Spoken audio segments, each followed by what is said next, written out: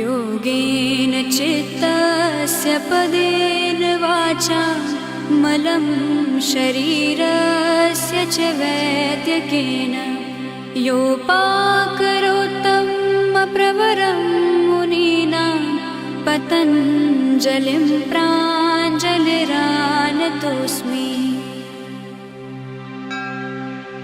योगेन चित्तस्य पदेन वाचा मलं शरीरस्य च वैद्यकेन योपाकरोत्तं प्रवरं मुनीनां पतञ्जलिं प्राञ्जलिरानतोऽस्मि।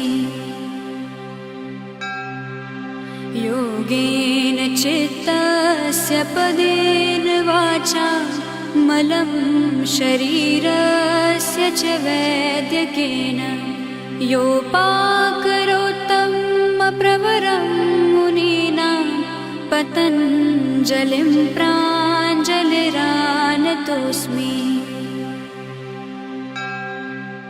योगेन चित्तस्य पदेन वाचा मलं शरीरस्य च वैद्यकेन योपाकरोत्तं